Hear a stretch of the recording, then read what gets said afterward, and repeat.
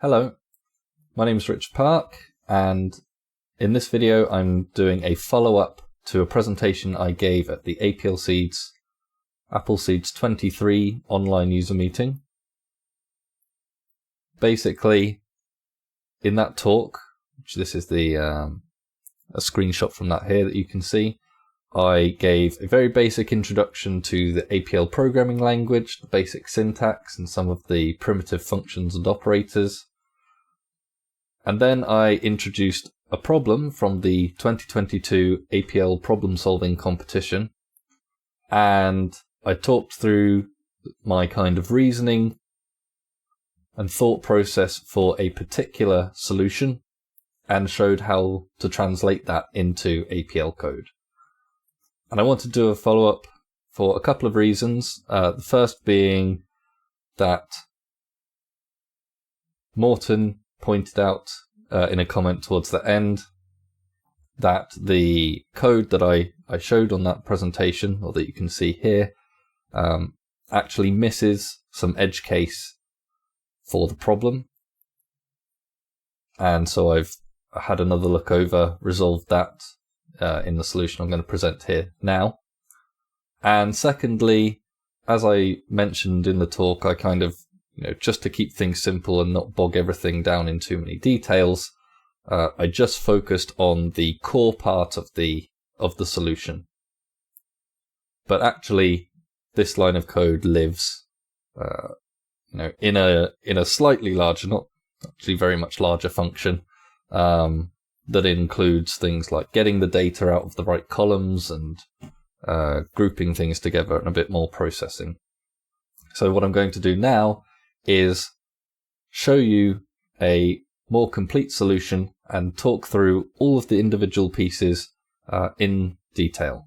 So it's going to be relatively long, but I'll put timestamps in the description. There should be chapters that you can click around if you want to skip certain parts or go back over certain parts.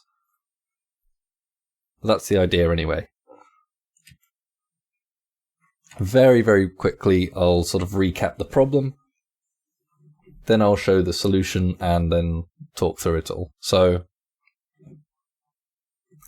the problem itself was about user meetings. Typically we have them in person, but due to COVID, a couple of years, these were online.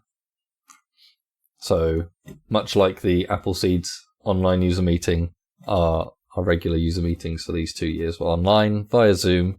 Register ahead of time, and then you just join the Zoom meeting, and you can sort of join and leave at your leisure. But at the end, they send us some information, which has sort of been anonymized, so the attendee names are fake, and things like this. But it tells us, for each unique person joining, tells us like when they connected to the session and when they disconnected from the session, and someone can join and leave at multiple times in the same session. And so we've got, their name is their identifier, we've got join time and leave time, and the date, which is for another part of the problem really, but we've got that anyway. And the schedule, which obviously we've made, so we've got that. And the start times and end times, they're like text strings representing the dates and times. We'll come back to that in a moment. But the point is, everything's been a bit, sort of stripped down compared to the data they do send us, just so we have what we need for this problem, and the times are in the same formats. So that makes our life easier as well. So let's take a look. I've got this folder here with all kinds of things, but of note, the attendees and the schedule, and here's a folder with some APL code. So these APLF functions. And this is just plain text. You can double click this, it opens in the dialog editor on Windows. But I'll show it in RIDE in a moment here. And the first thing we're going to do is sort of load this code into our dialog session. So you can see here we have a clear workspace with no names in it. And the first thing I'm going to do is use link to create a link. I'll call it AS23. So this is a user command and it links a namespace in this workspace with a folder on the file system. So now if I look at the names inside AS23, those are the functions that I had defined in those files. And I can double click on this or press Shift Enter to show it in the editor. I'm using Ride here, by the way, even though I am working on Windows, but you know.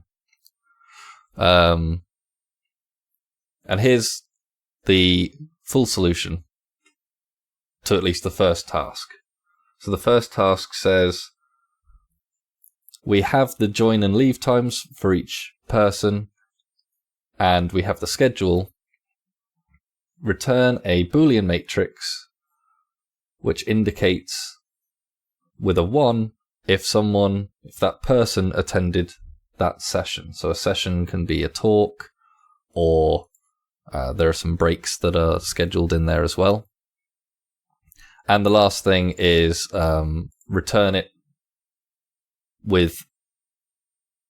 in the order of alphabetical names. Okay, so we need our data. So we're also going to use another user command. I'm just copying the file path here in Windows. I'm going to use the get user command. Now this is a kind of general purpose one-stop shop development tool, the bracket get user command, for bringing code or data into the workspace. So actually I didn't even need to use create here. One thing I could have done, I believe, let's just show it, why not, is you can actually do get -s. Oh, but it's going to decide, all right, yeah, so get tries to be a bit clever for convenience. So this will have a namespace called applesauce, which I guess is fine. And the -s means synchronize, which is the same as creating a link rather than importing the functions. But it's the same thing, right? I've got the date. I've got the code here now. Okay. Yeah, so if it's APL code, it will try to import it as APL code. Here I've got a CSV file, so comma separated values, like table of data, and it imports that as, oh, I cleared the workspace. Imports that as, I'll actually, let's look at the first 5 rows, as a nested matrix. So this is a matrix, but each element is itself an array. And in this case, each element of our matrix contains a character vector. So a list of characters. And we'll do the same thing for the schedule.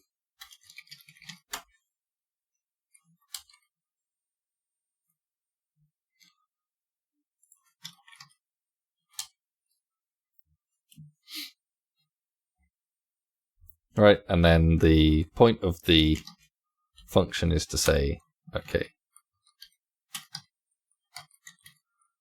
after we run this function, we end up with this Boolean matrix with 1 row for each person and 1 column for each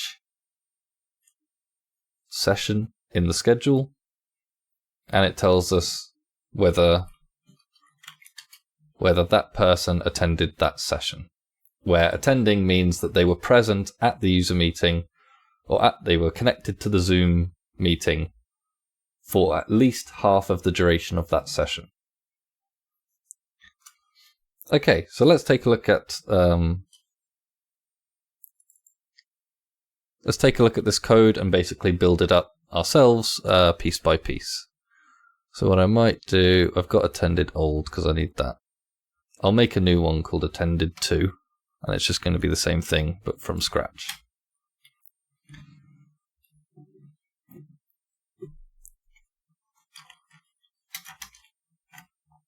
So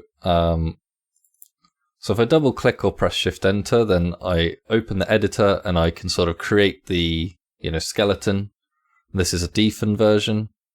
I could make it a tradfn, but let's not do that right now. then once I've got my function defined in the workspace, then I can take this line, press Control Enter, or even Action Trace, and now I'm in the debugger. It's like a step-by-step, line at a time debugger, and I can press Shift Enter in here to actually edit the code as I go. So that's how I'm going to build this up. So now I've got the attendees data as the left argument alpha, and I've got the schedule data as the right argument omega. First thing I want is to be able to select particular parts of the data, and what we're interested in are these timestamps, so the starts and end times. And I could obviously, knowing what the data is, and just for the sake of the competition, I could just say, I could just index using regular square bracket indexing and take the columns that I need. So here's our first part, I suppose. I mean, defense is already something I haven't explained, but let's start with indexing. So this is a 2x3 matrix of the alphabet. Yeah, all right, no. Okay. If I start with the alphabet, which there's a system variable, quad A, which is just all the uppercase alphabet characters. And if I take the, no semicolon, the 13th character, that's M. Or the 10th character, that's J. And I can grab one, what do you reckon it is? 16 or something? Oh, nice. And I can't remember what the other one is. JKL. Hey, 1, 16, 12, we get APL. So you can index an array using an array to get some subset out. And you can even repeat indices in this way. It's just a very useful way to select things. If you have a higher dimensional array, you need to select along each dimension, along each axis. So the first axis of the 2x3 reshape of the alphabet is the one along which the rows lie. So let's say we just want from the second row, we just want the third and first characters. Then we get the F and D there.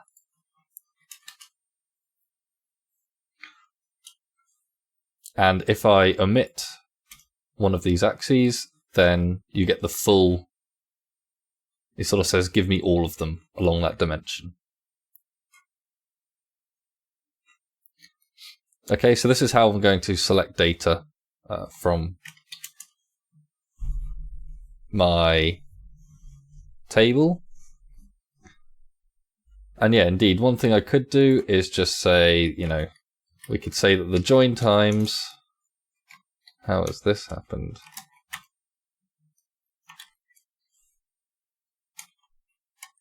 My computer's having a right Barney, isn't it?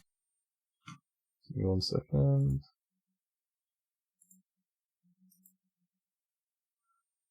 Oh, I bet I know what this is. Oh, okay, it's just keyboard. It's just the keyboard's changed. Okay, good, we're in. Yeah, I could just say that the join times, so join gets those in we want every single row, but we only want the second column. And I could do this for all of them, but for my sake, I personally find it a little bit more readable if I am able to select the columns by the column names. I think that's going to be nicer for me in the future. So let's create a construct to do that. Well, the first thing we need is the header. The header is the first row, and we can use square brackets for this as well. So here's a list. And then we need to get the join time. This expression here is not going to work. You'll notice I get a bunch of 5s. In fact, I get exactly 9 5s because that's as many characters as in join space time. And so what this is actually doing is we're using dyadic iota, the index of function to look up each individual character in our header. But our header is not a list of characters, it is a list of lists of characters. So we have to enclose the thing we're looking up so that it has the same structure.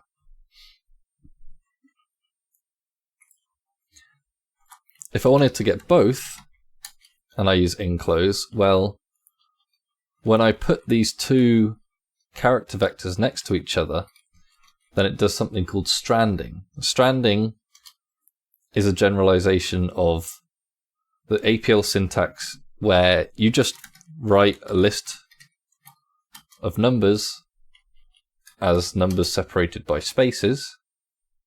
And in fact, this works for characters too.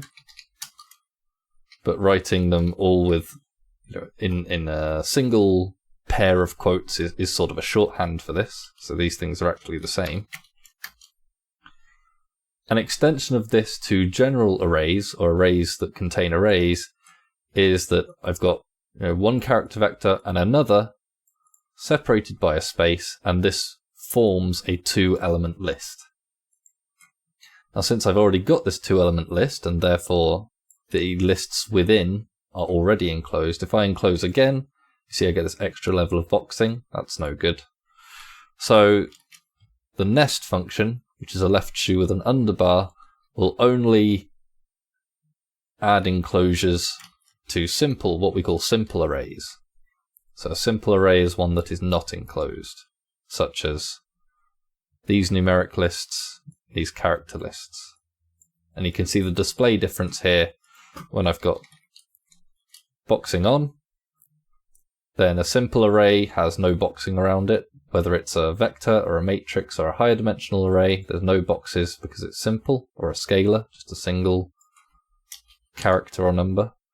But something that is nested will have boxes around it. If it's doubly nested, two sets of boxes.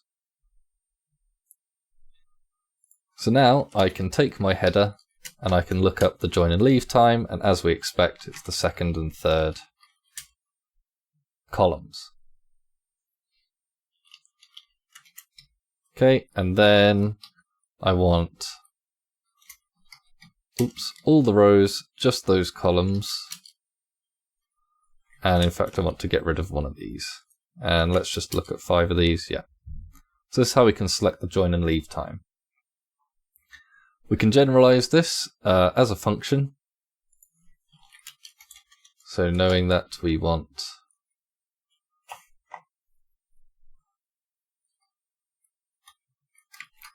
no header.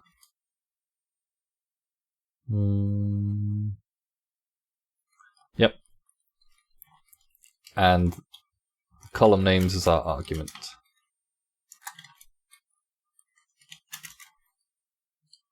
Oops. Yeah. Well, lots of data.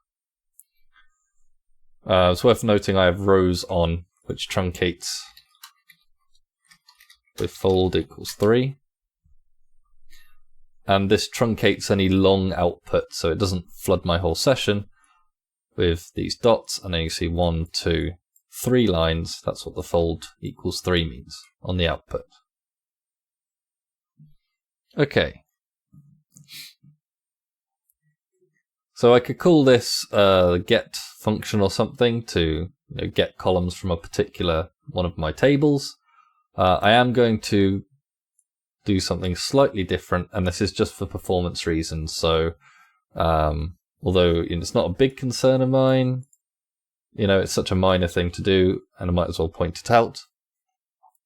If I have within the function the one drop here, so drop the first column, and the selection here, well, especially the one drop, but they're both relatively expensive operations to do every time I want to select data. Now, I'm not doing it that much in the overall solution, so if you were just trying to code things and get it done, you might leave it, but since I'm trying to show things in detail, I might as well point out that it's a bit cheaper, it's a bit more efficient if instead we separate the columns out yeah, I mean, it's the column names, isn't it? And the data,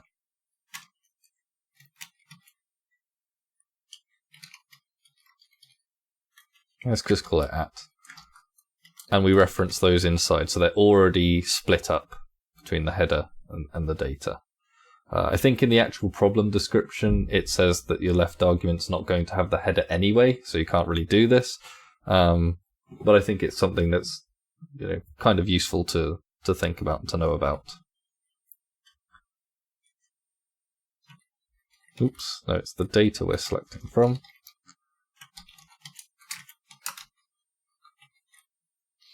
Okay, and we can do the same thing with the schedule. This here is a diamond. Diamond here. Diamond is a statement separator.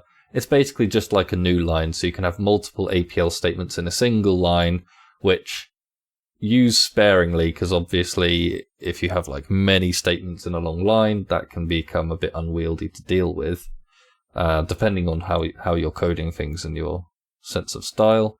But if there are things like this where there's a sort of symmetry to them, you know, and they're very simple, here we're just doing simple assignments, breaking up the data into quite obvious things, then I think it comes out nicely, and it's sort of, I find it okay to use in this way. So then the schedule. So you could generalize this, right? The general get function is a bit more dry, don't repeat yourself. But for this specific example, it's just, you know, slightly slower to use. If you're doing this in real life, I don't know, maybe you would create some data table format where you had a single object that carried the header and the data around with it, or something like that, but I'm not going to do that here. Okay, brilliant. Oh no, not that brilliant. Come on. Right. Let's crack on. So now I can select my data according to names. And as I kind of described in the previous talk, I want to have actually the join times, the leave times, and the schedule start and end times. I'd actually like these as vectors, each one as a list of numbers, just to make my code, you know, look nicer, I think.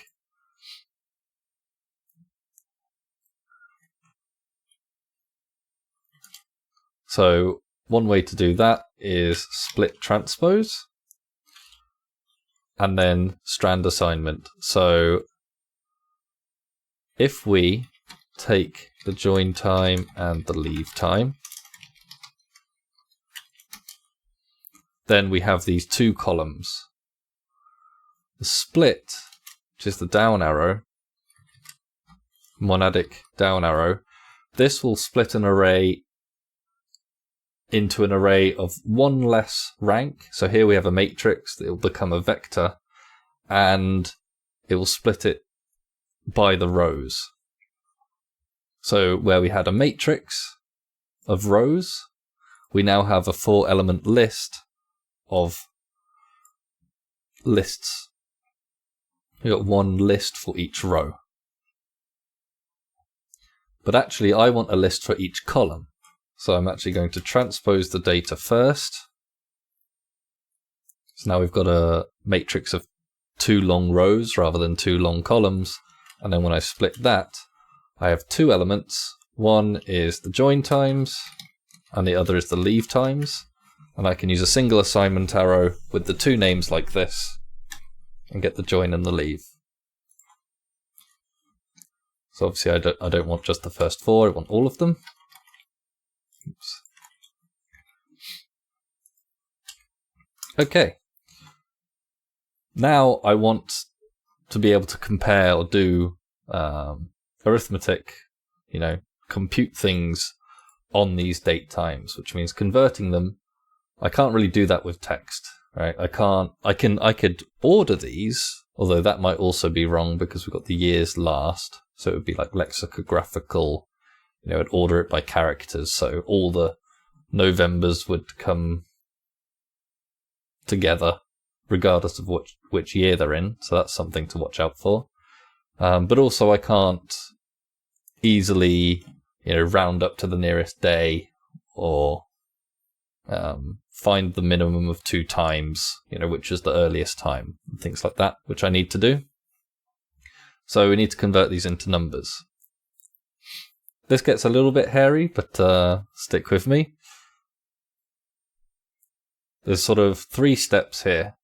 One is we need to convert the character values. Well, I could just get the first one. So this is the pick function. You'll notice that I'm selecting from the join list, if I take the first 5. But what I've got out is simple. So if I used indexing, then I get back the element, which is the rank 0 scalar thing, but it's enclosed, or it's an enclosure, it's got stuff inside it. If I want the thing inside it, I can either use disclose on this side, or you can do it directly with the pick function. And monadic pick is first. It sort of discloses or gives you the first element, or the contents of the first element, the item within, which is our character list here. Right, so just to be clear, the shape of a scalar is an empty vector. The shape of this vector is 15 characters. So anyway, I can take one of my date times. We need to turn the characters into numbers. We need to actually reorder the date part, because this is in a US style format with the month, then the day, then the year.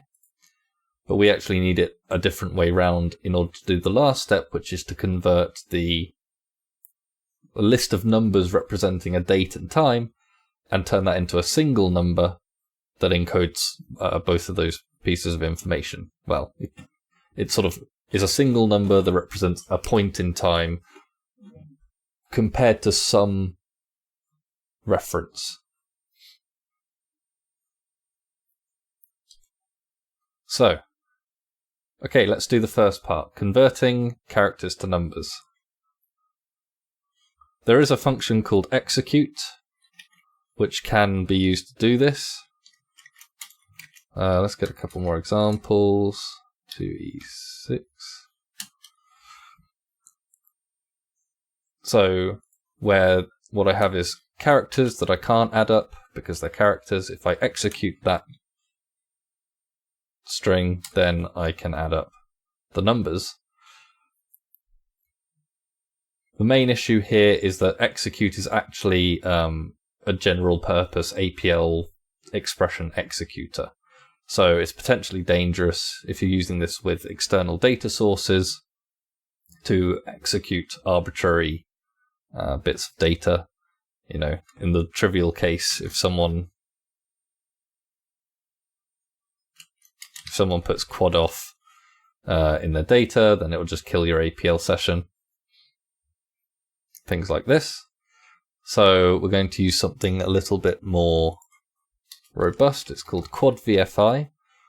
So quad functions are these that begin with the quad. Quad means the system, things outside of APL, files, data, things like this. You can think of it as the box being your machine, the computer. And VFI stands for verify and fix input. So it's going to sort of check the validity. Let's get some more examples. 2.4 and 2.4 are good. And 6.4. So that's another thing, right? If we have like a range in here, and maybe we want it as a range or something, but actually APL will try and interpret this as an entire big expression, and that might fail. But the point is, quad VFI will recognize any valid literal numeric representation of numbers in APL. So this includes, that's a good example. Oops. Sorry. That includes negative numbers with the high minus, like this -4 here, but excludes like a hyphen, like that would be -3, -3, as in negate 3 as a function call. All right, so that's not valid. And you get back a 2-element result, and each element is a numeric list. And the first one is a Boolean saying, was this converted from a valid numeric representation? And the second one is the list of numbers for that. And so you need that because you might have a 0. The default for your numbers that aren't, things that aren't converted is just to put 0 as a placeholder. But if you actually have a 0, then you might want the actual value 0 back. Right, so we need it like this. In our case, we have this date time. Now, by default, and it can be any number of spaces, Quad VFI will just handle kind of space-separated blocks of characters. But we don't just have spaces here, we have forward slashes and we have a colon here. And as a left argument, you can supply any separator that you'd like. Now, since we know that these are all numbers, what you can typically do in this case is use compress, which is a Boolean function for selecting. Right, so if I have 101 compress ABC, it says give me 1A, 0 Bs, and 1 C.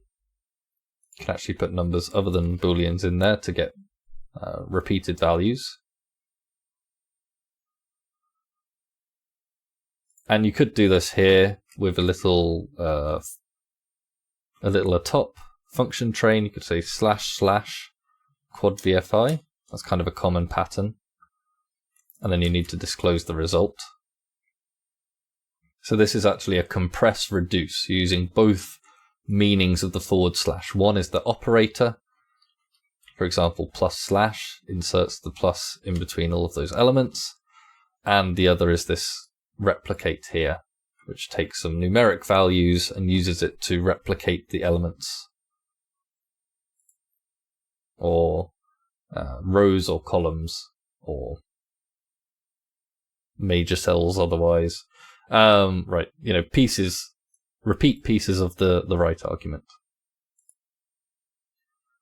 So we could do this, but since we expect all of our dates to just all have valid numbers, then I'm just going to grab the second element of this result.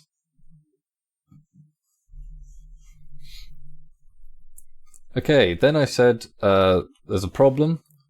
Now let's talk about the third part before we talk about the second part. So what we're going to do is get a number out.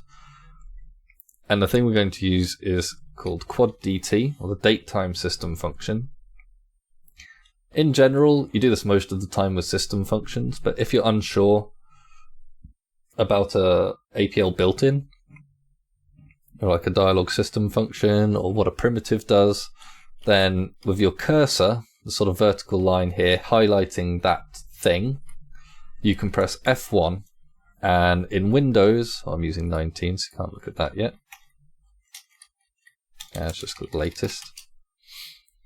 In Windows, this opens a kind of internal system. When you're using RIDE, it opens up a web browser to the web page for the online documentation for this. It's the same information, it's just in different places so you can access it. And when you've got something like this, then you're just going to read what it does and be reminded of what all the magic numbers mean, things like this. So what this does is it will convert, let's have a look. R is X, quad DT, Y. Y is an array of any shape whose elements contain a timestamp, time number, or military time zone character in any combination. Well, we have timestamps. I'll say what that means in a second. X may be a single integer value or a 2-element integer vector. Yeah. I know. Don't worry too much. Point is, if I give it an element that is a timestamp. So quad TS gives the current time as a timestamp in year, month, day, hour, minute, second, millisecond. Pass this to quad DT with a 1. This gives us sort of dialogue day number. It's very close to international day numbers, and also similar to OLE dates, but I think there's an off by 1 somewhere.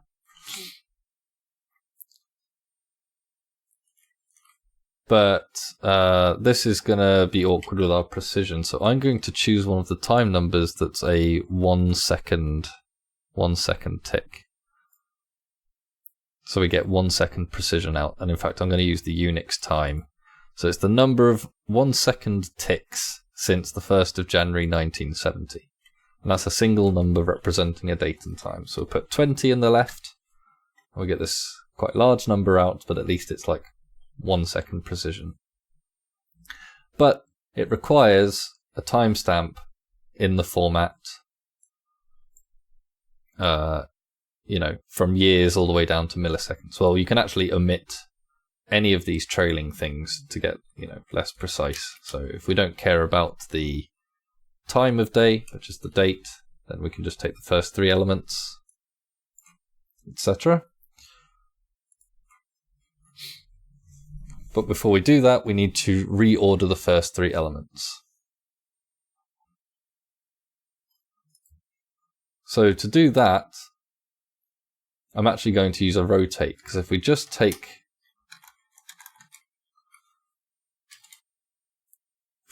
these 3 elements and we do a -1 rotate, then this dyadic circle with a vertical bar, rotate means take the elements of each row and shift them 1 step to the right, and then the rightmost one will wrap back around onto the left. And this happens to do exactly what we want, right? So now going from month, day, year, we now have year, month, day. But we only want to do this for the first 3 elements. So we're actually going to use the at operator to do this. At 1, 2, 3.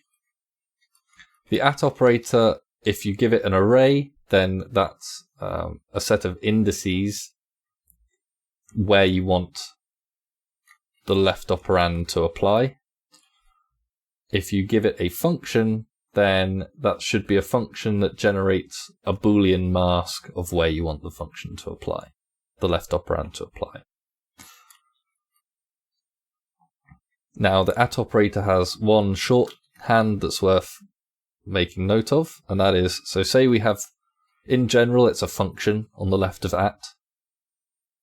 So here's an anonymous function, a dfun, that just returns an exclamation mark character. Do I need to enclose these? I shouldn't do. That's because of stranding. Yeah, okay. But anyway, I'll get back to that in a second. So a couple of things to note. One is, yes, so if you have a function that just returns an array, or maybe if I want 2 characters, then I would need to enclose this. And this just says, apply this function at these 3 things. What does the function do? It returns this 2-element list. Okay, so just put the 2-element list in those places. If that's all I'm doing, then the shorthand is you don't need to wrap it in a function.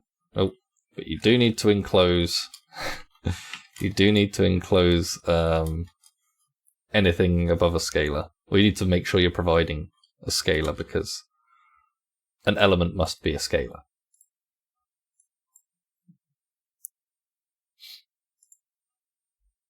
Alright, we can't put 2 elements in place of 1 element, but we can enclose those 2 elements to become 1 element, and then put that in place of 1 element.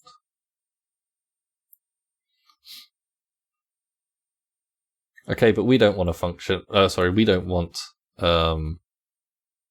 an array, we want to rotate the argument in those places. So it does, to be fair, okay, so this is a slide. I said it applies at each of those indices. It actually applies to the array made of the elements at those indices. So the subarray made of elements at those indices. So here it takes the elements at positions 1, 2, and 3, does the neg1 rotate on that whole thing, and then pops everything back. So you do need to make sure that the shapes of the inputs and the outputs match. And I can also change this from a defin into this tacit function here just by composing, using bind to compose -1 with rotate. So bind kind of says fill this slot. We're going to fill up the left slot with -1 for the rotate function. That produces this other function that's basically the shift right. Well, shift right with wrapping. Okay, and then I need to enclose the result, convert that into Unix time number. And this is basically the entire Unix to datetime function. The only thing that's worth adding, so firstly, if I use enclose if simple omega, nest omega, then I can provide myself 20, 23, 2 or something. I can provide myself 1 or multiple. Domain errors because now that this thing is nested, I actually want to apply called VFI on each. Let's not do that. Let's just, for the sake of simplicity, let's just apply to a single. The performance is worse, but I don't really care too much about that. Yeah. Oh, is it? It's because the month was 13. Well, that can't be true, can it? Oh, and no, the month's 2023. Okay, so it would be like 5/13, 2023. Oh, and it has to be text. There we go. Yeah, let's just take this. It's not really the most APL-ish way. You'd rather try and do each of these transformations on the whole data set. But just for now, what I'm going to do is take this, apply to each, and call that timestamp to Unix as a function. So now I should be able to do timestamp to Unix on the join times and the leave times. And let's take the first 5 of those. Oh, okay. Oh, I know what this is.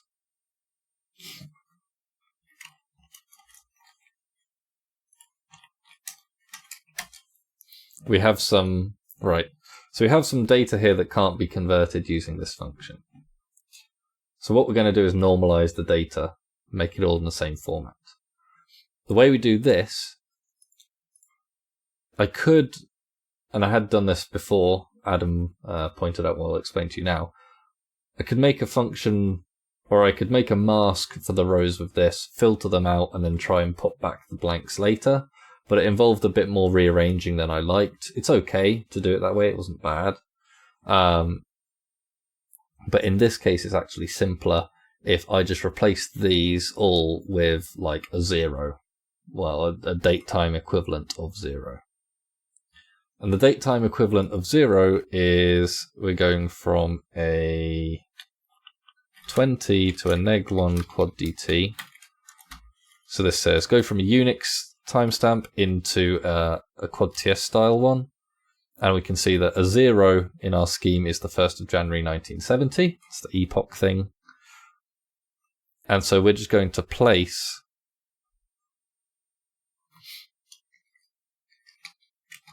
so what we can do is for each of our joins, where does the array match the 2 dashes? So it's worth pointing out. So we have a couple of equality type functions, right? So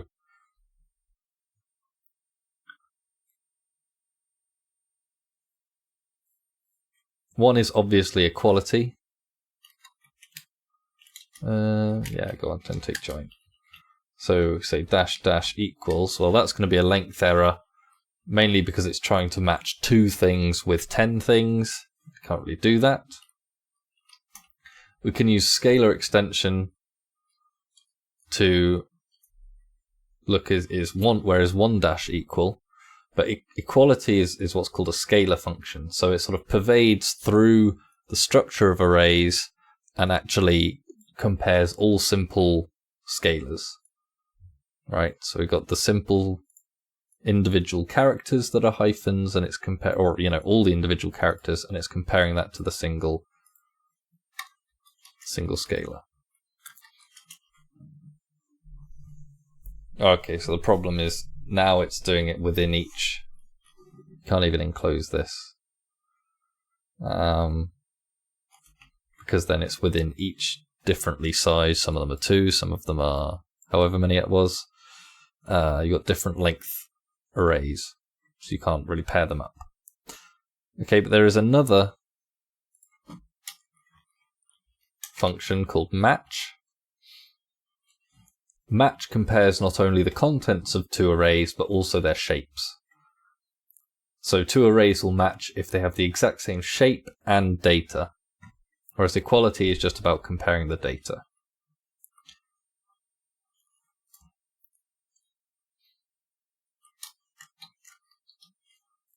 And so I want to take each of my subarrays, each of the lists, which are my date times in join. I want to compare each of those with 2 hyphens, with the dash dash. So again, we're using this bind here, say match, make a single function, match dash dash. Apply that function to each of the first 10 elements in our join list. Well, ultimately with all of them. And you can see this creates a Boolean mask here. What that means is I can apply this function, or rather I can use this function as a write operand to the at operator.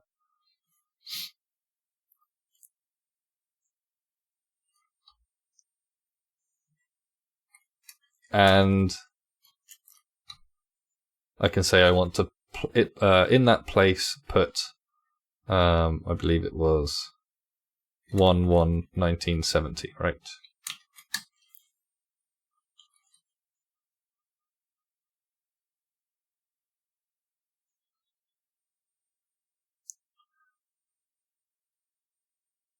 Oh, each. There we go. So now we have this kind of dummy data. And because of the way our timestamp to Unix works, where it will take any of a colon, a space, or a / as a separator, then the space is fine here, don't have to do anything special. And now we've got dummy data. Now, it could be risky to replace, sort of blanks with, a real value. But in this case, because of what we're doing, what we know is that when I replace things like this, we're going to have a join time and a leave time that are identical. Therefore, the span of time that these people will be perceived to have been at the meeting will be 0, and so they won't pollute the end result with any false positives or anything like that. It'll be like they weren't there at all. It'll be like they joined and left instantaneously at the start of the 1st of January 1970, which it won't interfere with anything there, so it's okay to do it in this case. But in general, obviously be careful and know your data before deciding what to do with dummy data.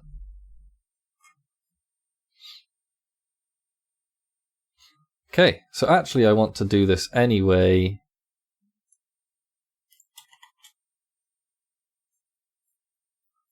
Can I do this before? Should we find out? Yeah, it should just work, shouldn't it? Yep. So I can do this before we split and transpose everything. And then I can also apply timestamp to Unix. Yep. And there's our zeros for the dummy data. See how it just works on the matrix just as well as it works on my individual numbers here.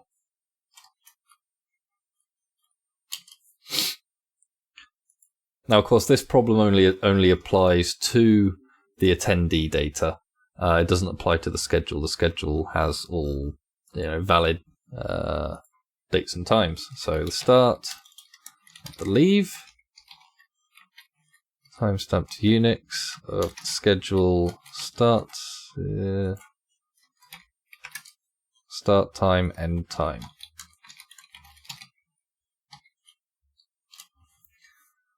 Okay. Now we get into the main part of the algorithm, which is to do all of the comparisons. So actually, here's another thing in which I'm different to what I presented at APL Seeds, and that is I'm actually flipping the things around, flipping the axes around. So the overlap, in fact, maybe it will help to show the diagram. The overlap between a session and a person being present is the minimum of the end and the leave minus the maximum of the start and the join. That's what I explained in the other talk, and that is true, except I'm going to swap leave, end, start and join around. So instead of having a row for each, well, this will have a row for each session, and then I'm able to use the rank operator between these. We're going to have a column for each session. So we're going to do leave, the end, minus the leave join, and the start. Oh, sorry, start. It's called end, isn't it? Thank you.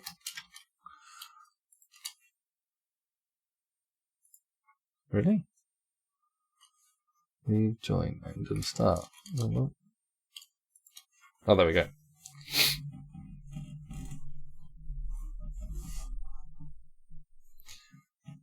So now we've got one row for each connection, and we have one column for each session. There are 48 sessions in our schedule.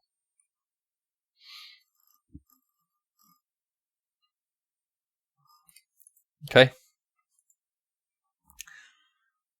So,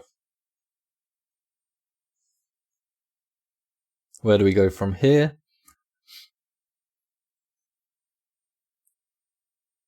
So we've taken the maxima using the outer product, the later time between all the joins and starts, and using the outer product, the earliest time between all the leaves and ends, and subtracted those to get the overlap between every start and between every person, every connection, person being at the Zoom call, and every session.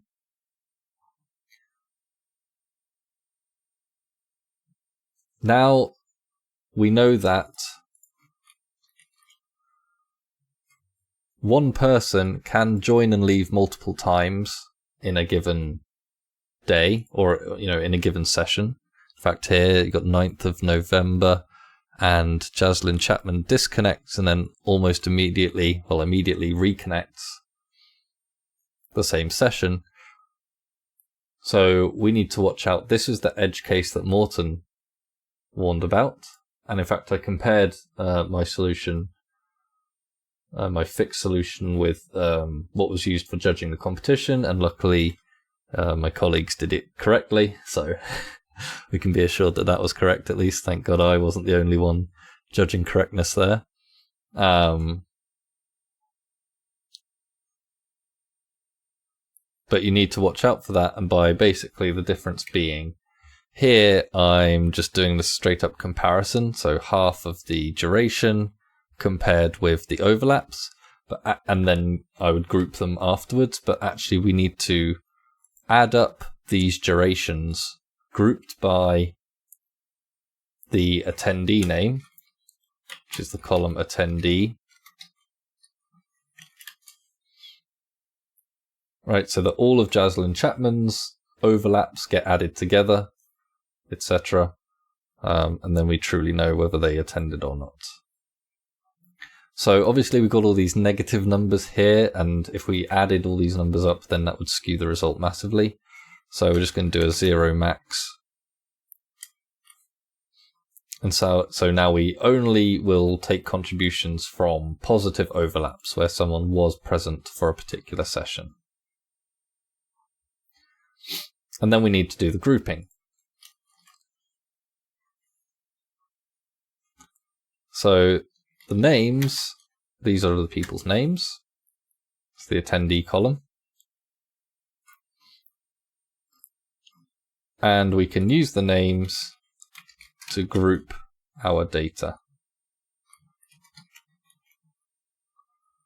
So if we say take alpha, which is the keys, I'll show you key in a second, hold on. Oops. Yeah. So what we're going to use here is something called the key operator. So I'll show you in the vector case, and then we'll apply it to our problem. So say we've got A, B, B, C, D, D, C. D, D, D, C? Sure. Stick C in there. And let's just say alpha omega. So this is a function that just returns its 2 arguments. And apply the key operator. The operand gets fed each unique key. So in the monadic case, it's each unique, well, in the case of a vector, it's each unique scalar. If it was a matrix, it's each unique row, etc. So each unique piece, largest piece, split these into pieces of an array. And then omega are the indices in this case. You notice here that we've given a left argument, which are the names. And in that case, alpha is still the keys, but in our case, it's the names we provided. So we can pop this on the other side and get something equivalent. And omega is now the data grouped according to these keys. And this allows us to do things like, count the number of each. So 1A, 2Bs, 2Cs, and 3Ds, for example. And that works just as well as in the monadic case. And in our case here, we want to take these overlap times and we want to sum them up column-wise. So we're just going to do a plus reduce first, like so. So now we have the total overlaps, even taking account of people disconnecting and reconnecting, stuff like that. So then all that's left, well, we could call this the overlap, I suppose. Could do this all in one go. We'll see. All that's left is to compare that with these times, right? So half of the ends minus the starts. Well, actually, it's not that way around. We'll take the ratios and see if they make a half. So we can take the overlaps divided by the ends minus the starts. Now we can't, as I explained even in APL Seeds, we can't just do this. I showed using the rank operator in that talk, but since I've rearranged the way the axes are, because key requires everything to be along the first axis, or say everything. Key in our case, we want to group by names. So the first axis of our data must correspond to the names, and therefore it has to be the attendee data along the rows. Right, so that's why we have join and leave start. Join and leave on the left of each of these outer products, because that means that our rows correspond to the names, and that's how key wants it. If we have it the other way around, then the columns correspond to the names, and then there'll be a length error. These axes, the data won't match up in those dimensions. But anyway, another corollary of that is that the rank operator would prefer to work between, let's see, it's end minus start, which is a list. The rank operator would prefer to work, between, and we could do this, divide rank 0, 1, so each individual number with each row, but I'd have to transpose my overlap to do this. Oh, and I get divide by 0. That's interesting. No, it is the other way around. Sorry, it's overlap as a ratio to end minus the start. Rank 0, 1, and I have to transpose this so that I go from having the people's names as each row. By transposing the data, now it's each session is each row.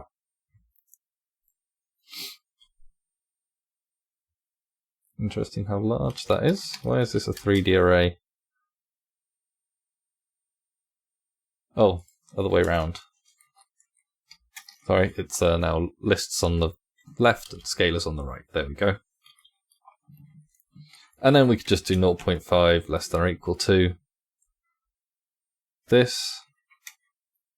And we could transpose back to get like our final result. So this would work, and this is perfectly valid. But we've got two transposes here, and there is a bit of syntactic sugar that exists for this. So we could instead say a half is less than or equal to overlap divided along the second axis. So let's take a look at that. So our overlap has 2 dimensions, 2 axes, and the second one has length 48, because as we said, our columns correspond to each session. Our session durations is a list of 48 durations. And since it's a list, then this bracket axis syntax will just eat that and say, well, it's the only axis. Never mind second, it's the only one. So we'll try and pair those up. We'll try and match those up. Alright, so this gives the exact same result. Now, the rank operator is sort of, it's like fundamentally a simpler concept. It's a more general concept than bracket axis. The rank operator can also be used with any function, even a user-defined function, whereas bracket axis is specifically defined for certain primitives or primitive combinations. Some reductions can be used with axis. And it's also a little bit ad hoc. As you can see here, there are some like implicit transposes and other behaviors. No, it's mainly the implicit transposes to watch out for. But otherwise, it can be a pleasant kind of syntactic sugar in cases like these.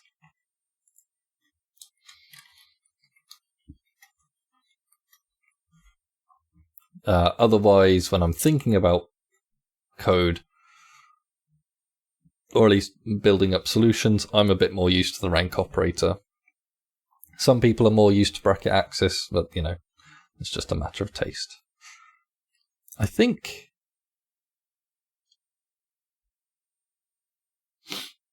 this might be us now. A small thing, so we can get the data by column name, account for the missing data, convert everything into numbers, do the main part of the algorithm, so computing the overlaps, and obviously adding up the overlaps according to each person, taking the ratio with the session durations, and comparing that to a half.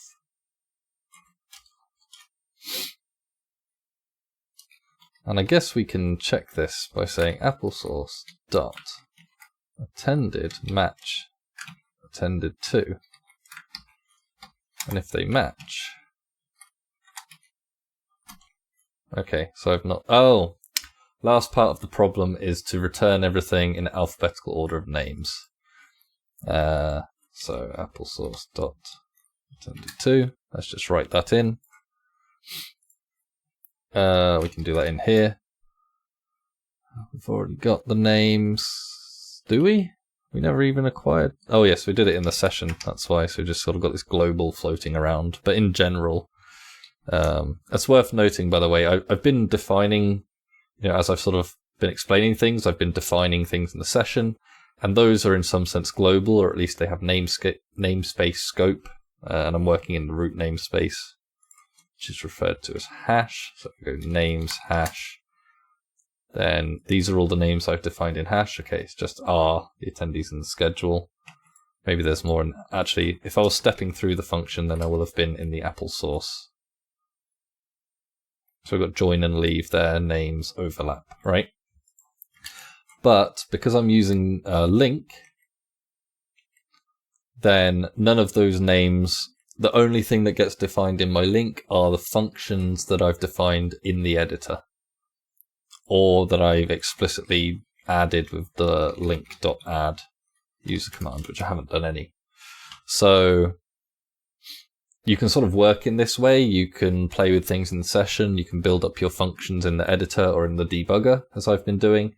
And it's nice that once you leave dialog, if you've been using link, so if you use link status, you can see that the Apple source namespace is linked to this directory.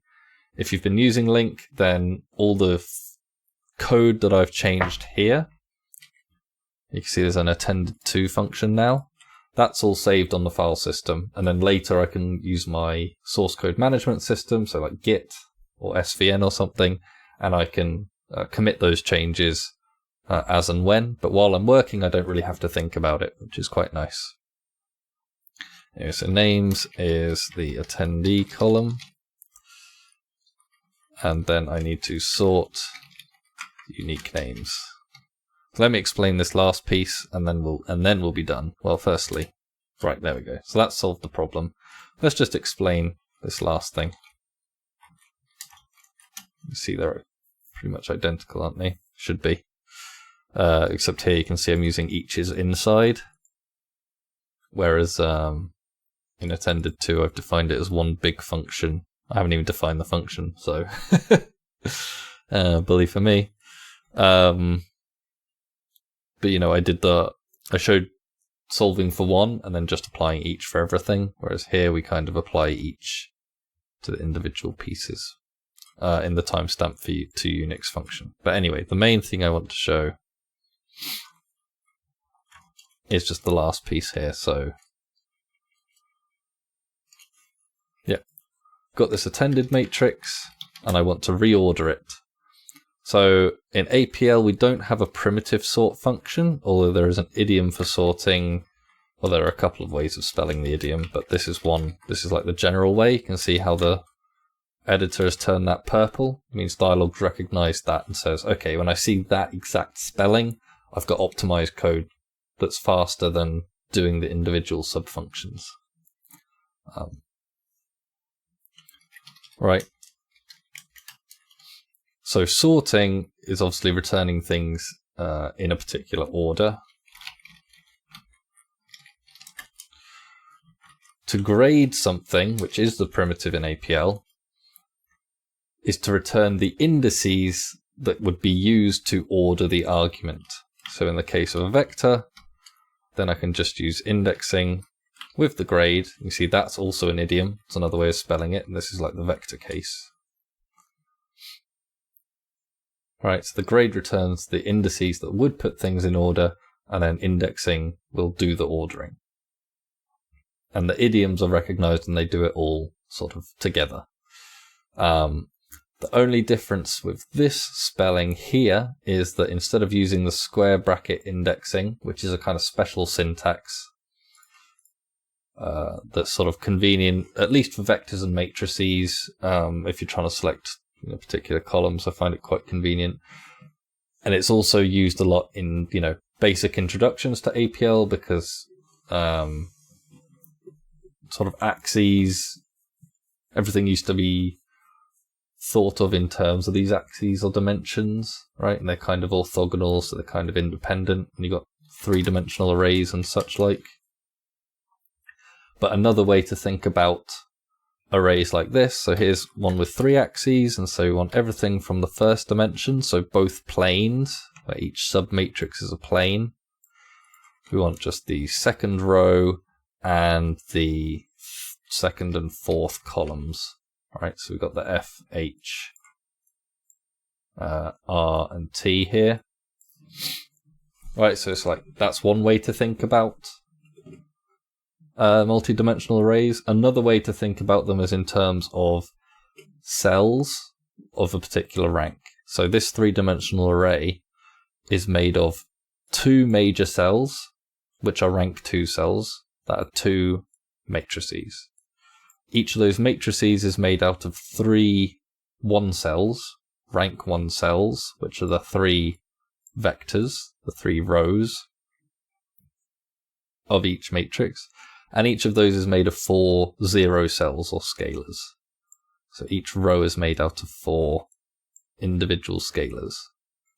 So squad is kind of like selecting on successively smaller cells. So if I just want the first major cell, I can just do 1 squad, second major cell, that's 2 squad.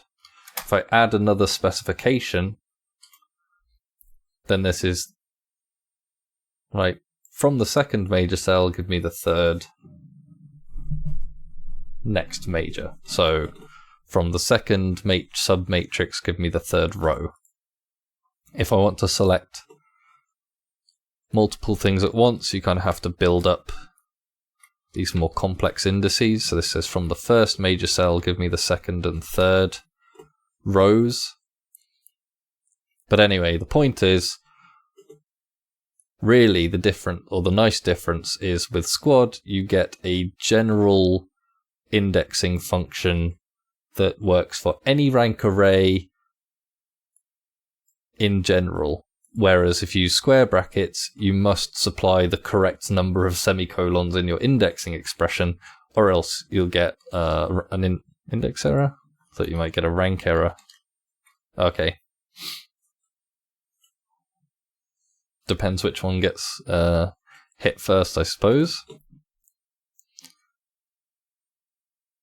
So I could actually have just written this as attended, all the rows in the order of alphabetical unique names. But I instinctively wrote it using squad, so maybe I should have just left it like this. Oh no, is that not the way around?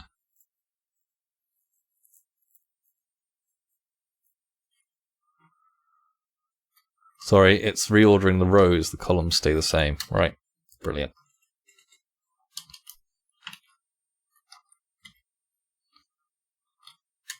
Yeah, go on, let's look at the second one.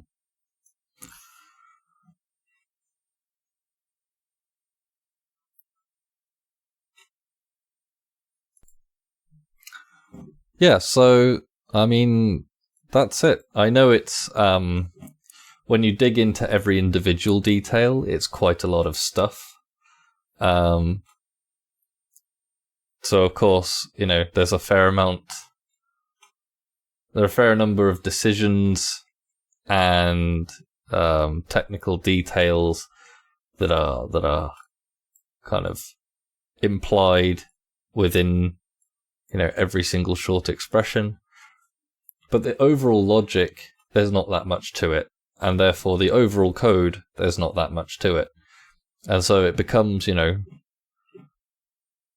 just really neat, in my opinion, how simple this came out.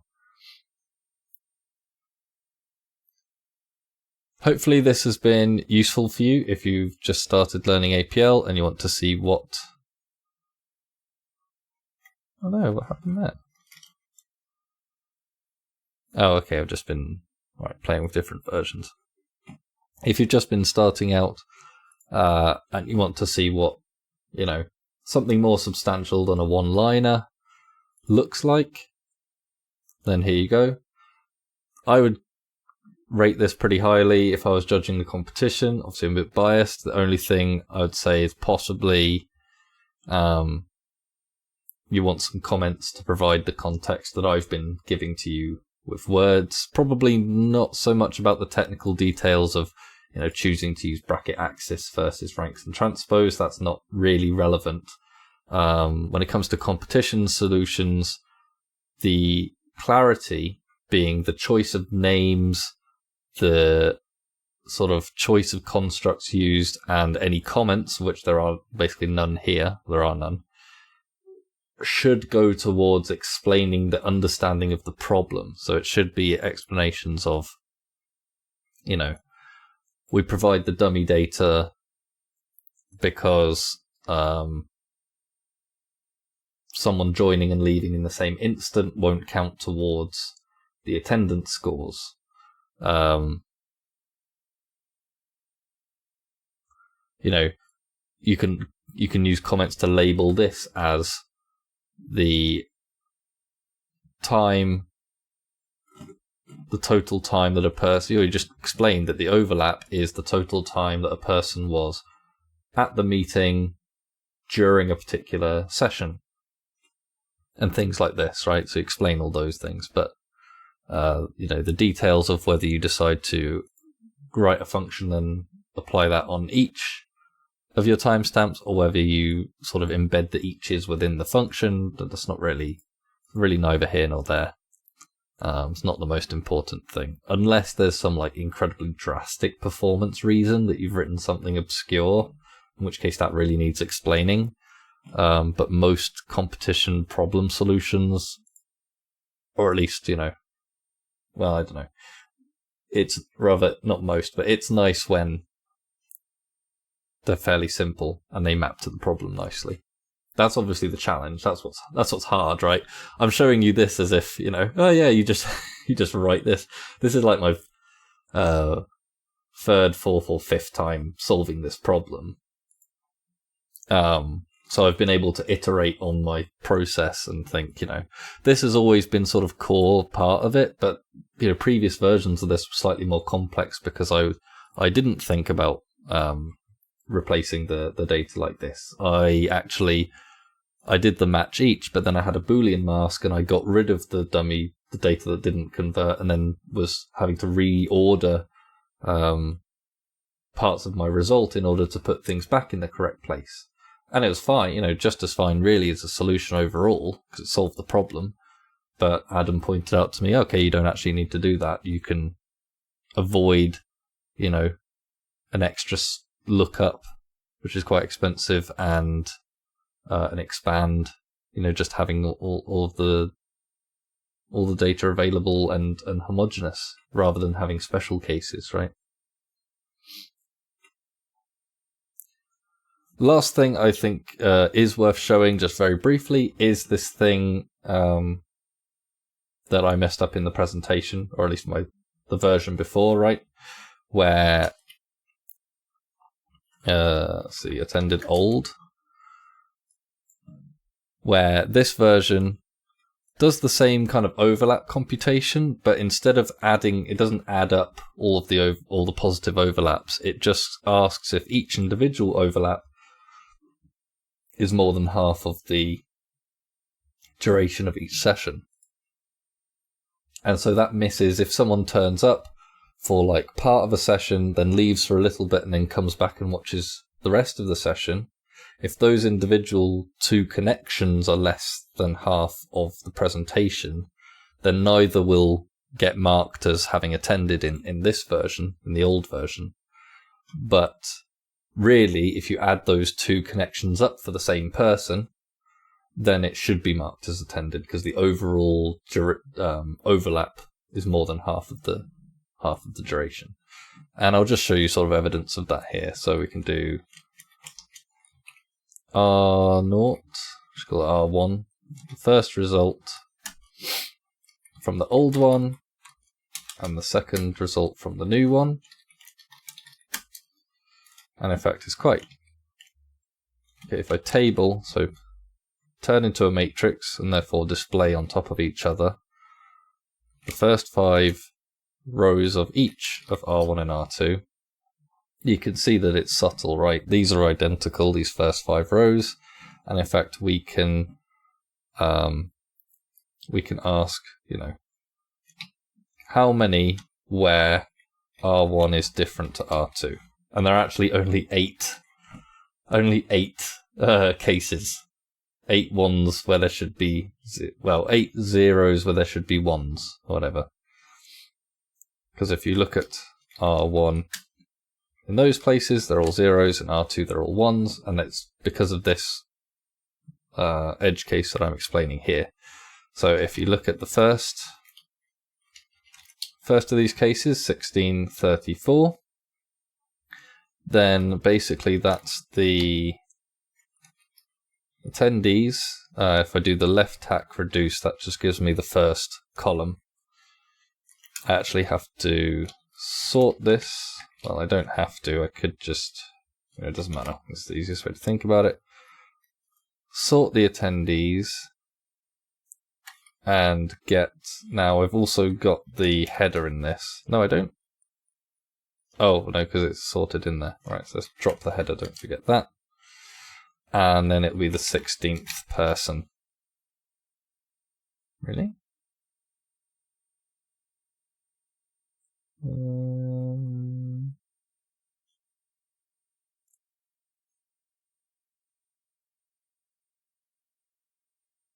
When I looked at this before, I swear it was a different name. Oh, unique. Yep.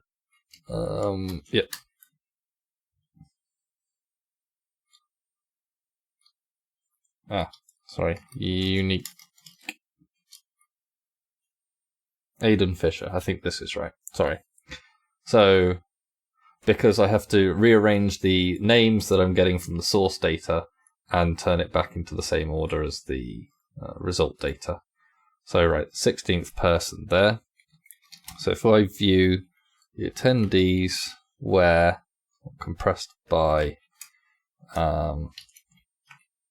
attendees is a member of the enclosed Aidan Fisher, and you've got all these attendances, and we're looking for the 34th. Well, actually, because I've also got the header in there, it'd be the 35th row in the schedule.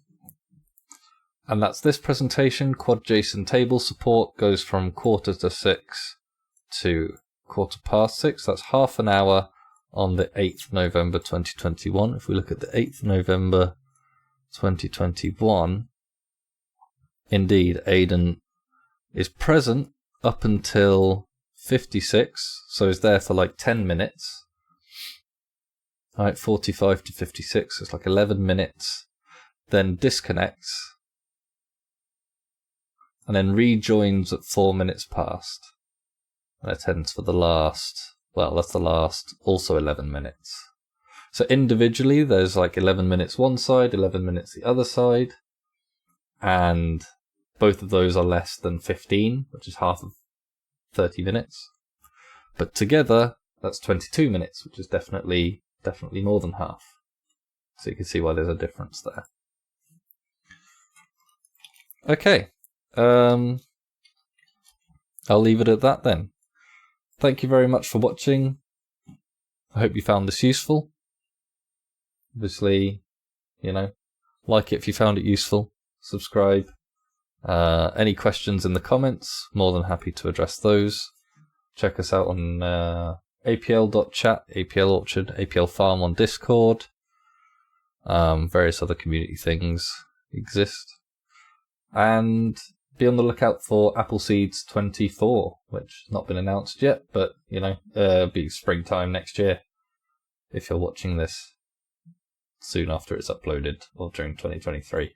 If you're watching this in the far future, then, you'll see what's up. Alright. Thank you very much. Goodbye.